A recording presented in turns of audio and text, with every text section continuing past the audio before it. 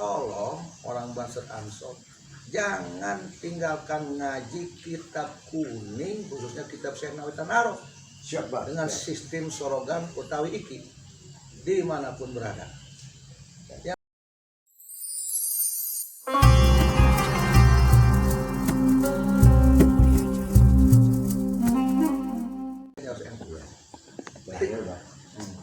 Pesan-pesan untuk Banten, Banten.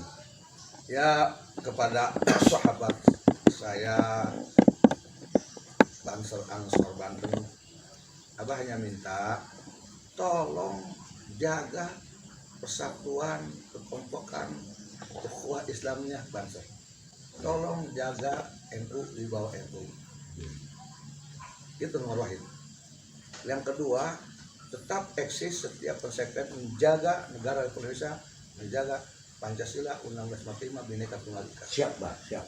Yang ketiga, tolong orang Banser Ansor jangan tinggalkan ngaji kitab kuning, khususnya kitab Syekh Nawawi Tanaro.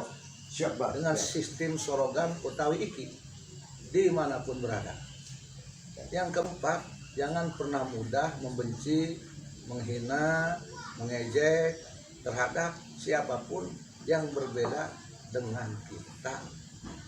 Doakan mereka yang berbeda, yang musik kita, yang menghina kita. Mintakan pada Allah ampunan dan maaf. Mintakan taufik hidayah, mintakan akhlak yang baik, mintakan lurus agamanya, husnul khotimah, selamatnya. Kenapa sebabnya? Karena walau bagaimanapun mereka itu pun tetap saudara kita. Selama dia syahadat, selama dia sholat, selama dia menerima rukun iman Islam, maka itu saudara kita. Jangan dianggap musuh. Maka kembalikan kepada Allah. Nah ini nih, fa in tanaza'tum fi syai'in ruddu ilallahi wa rasul. Artinya bukan hanya dalam bentuk dalil dan nas dan ayat. Bukan. Oh ini satu persoalan berbeda, kembalikan kepada Al-Quran. Bukan hanya itu aja. Kalau menurut Abah, wa in tanaza'tum fi syai'in ruddu ilallahi wa rasul, di antaranya yaitu kepada Allah. Apa kepada Allah? Berdoa kepada Allah. Kita doakan orang yang musuh kita, yang memuji NU, yang mencaci maki NU, kita doakan, ya Allah, semoga Engkau ampuni dosa mereka, Engkau maafkan, sehingga mereka tidak tahu.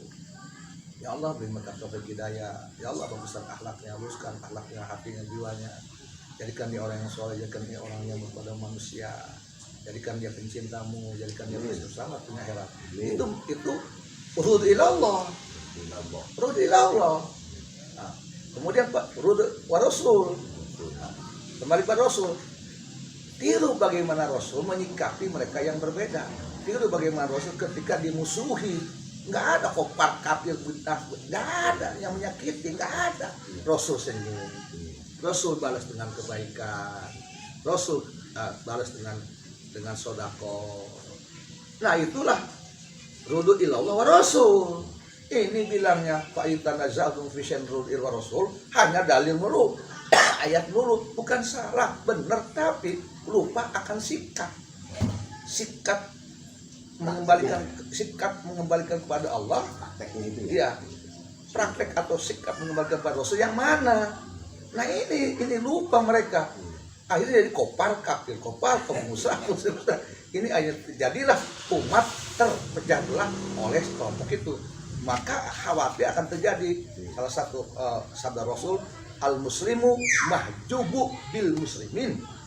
Muslim hancur oleh oknum muslim itu. Yang tadi mungkin yang kaku, yang jumud, yang fanatik, yang merasa diri benar, kopar kafir, kobudah, bid'ah, kurafat. Dia tidak pakai akhlak Rasulullah dalam dakwah. Na'udzubillah. Dan ini menjadi gejala pemecah umat Islam, bahkan menjadi pemecah NKRI di negeri Republik Indonesia ini. Ini jangan sampai terjadi. Semoga Abah pun mendoakan mereka yang gampang kopar kafir, yang gampang bid'ah, mustaq masrik, kurafat. Ya Allah, Engkau ampuni dosa mereka. Ya Allah, Engkau maafkan dosa mereka. Ya Allah, Engkau beri mereka taufik hidayah. Engkau berikan jalan yang lurus. Engkau husnul khotimahkan. Engkau beri mereka ketulusan hati, ilmu yang bermanfaat, lidah yang baik, hati yang baik, akhlak yang baik.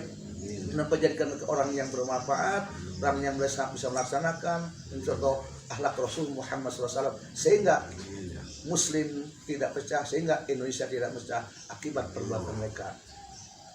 Rahmatka ya arhamar rahimin. Sallallahu alaihi wasallam.